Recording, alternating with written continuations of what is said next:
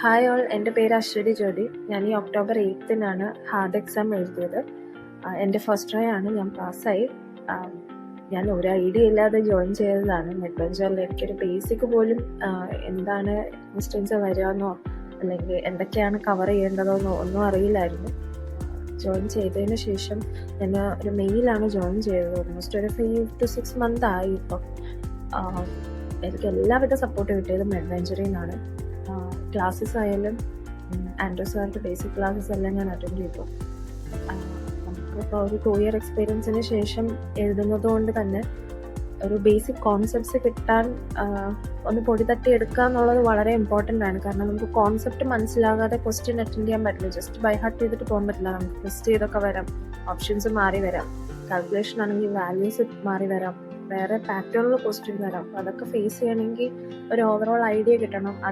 അതിനെനിക്ക് ഒത്തിരി ഹെൽപ്പ് ചെയ്തത് ആൻഡ്രൂ സാറിൻ്റെ ക്ലാസ്സസ് ആണ്. വളരെ സിമ്പിൾ ആൻഡ് ക്ലിയർ ആണ് ക്ലാസ്സസ്. ഒരു ക്ലാസ് അറ്റൻഡ് ചെയ്താൽ തന്നെ എൻഡ് ഓഫ് ദി വീഡിയോ നമുക്ക് ആ ഒരു എന്തൊക്കെയാണ് ഡിസ്കസ് ചെയ്തതെന്നുള്ളത് നമ്മുടെ മനസ്സിലുണ്ടാവും. അത് കേട്ടിരുന്നാൽ തന്നെ പകുതി കവർ ചെയ്യാൻ പറ്റും, നോട്ട്സ് ഒന്നും എഴുതിയെടുക്കാതെ തന്നെ.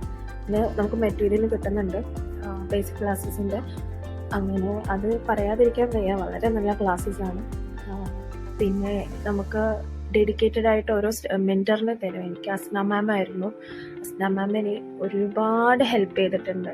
ഞാൻ ഈവൻ ലേറ്റ് നൈറ്റ് ആയപ്പോഴും എനിക്ക് വരുന്ന ഡൗട്ടെല്ലാം ക്വസ്റ്റ്യൻസ് പ്രാക്ടീസ് ചെയ്യുമ്പോൾ നമുക്ക് ഒരുപാട് ഡൗട്ട് വരും.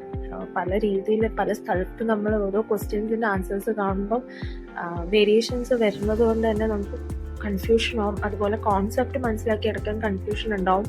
അത് ഏത് സമയത്ത് ഞാൻ അയച്ചാലും മാക്സിമം പറ്റുന്ന രീതിയിൽ ഏറ്റവും ഏർലിയസ്റ്റ് തന്നെ എനിക്ക് റെസ്പോൺസ് കിട്ടിയിട്ടുണ്ട്. ഈവൻ എക്സാമിൻ്റെ തലേന്ന് രാത്രി ആയാലും എക്സാമിൻ്റെ അന്ന് രാവിലെ ആയാലും ഞാൻ മാമിന് മെസ്സേജ് അയച്ചിട്ട് ഡൗട്ട് ചോദിച്ചിട്ടുണ്ട്. അപ്പം തന്നെ എനിക്ക് റിപ്ലൈ തന്നിട്ടുമുണ്ട്. എൻ്റെ ഒരു ആൻസൈറ്റി കണ്ട് മാം എന്നെ ഒത്തിരി സപ്പോർട്ട് ചെയ്തിട്ടുണ്ട്. വിഷസ് എല്ലാം തന്നെ അങ്ങനെ എന്നെ മെൻ്റലി, അക്കാഡമിക്കലി മാത്രമല്ല മെൻ്റലി ആണെങ്കിലും ഒരുപാട് പ്രിപ്പയർ ചെയ്തിട്ടുണ്ട്. എന്തൊക്കെയാണ് എക്സ്പെക്റ്റ് ചെയ്യേണ്ടത്, എങ്ങനെയൊക്കെ വരാം എന്നുള്ളതെല്ലാം ഒരു ഐഡിയ മാം തന്നിട്ടുണ്ട്. അതിന് എനിക്ക് ഒരുപാട് താങ്ക്സ് ആൻഡ്രൂ സാറിനായാലും അസ്ന മാമിനായാലും.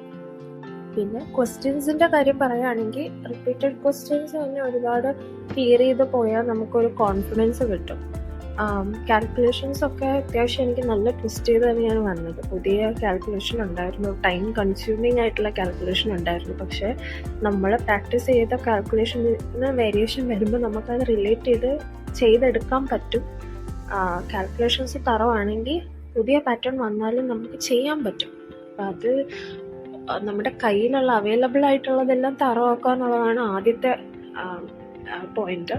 ഞാൻ ആപ്പിലുള്ള ബേസിക് ക്ലാസ്സസിന് ശേഷം ഇമ്പോർട്ടൻറ്റ് ഫയൽസ് നോക്കി.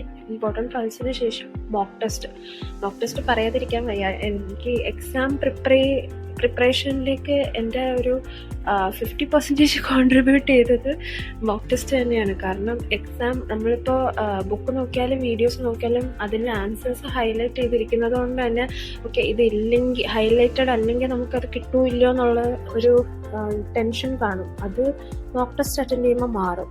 മോക്ക് ടെസ്റ്റ് എനിക്ക് ഒരുപാട് കോൺഫിഡൻസ് വന്നത് മോക്ക് ടെസ്റ്റിലൂടെയാണ്. അതിൽ ഡൗട്ട് വന്നാൽ പോലും എന്താണ് കറക്റ്റ് ചെയ്യേണ്ടതെന്നുള്ള എല്ലാ ഗൈഡൻസും എനിക്ക് അസ്ന മാം തന്നിട്ടുണ്ട്. അപ്പം ഞാൻ പഠിച്ചൊരു മെത്തേഡ് എന്ന് പറഞ്ഞാൽ ആദ്യം ബേസിക് ക്ലാസ്സസ്, പിന്നെ ഇമ്പോർട്ടൻറ്റ് ഫയൽസ് 1 time റിവൈസ് ചെയ്തതിന് ശേഷമാണ് ഞാൻ മോക്ക് ടെസ്റ്റ് തുടങ്ങിയത്. മോക്ക് ടെസ്റ്റിൽ പിന്നെ വന്ന ഡൗട്ട്സ് മാത്രം ക്ലിയർ ചെയ്ത് പോയി. എക്സാമിൻ്റെ അന്ന് രാവിലെ ഞാൻ കാൽക്കുലേഷൻസ് മാത്രമാണ് നോക്കിയത്.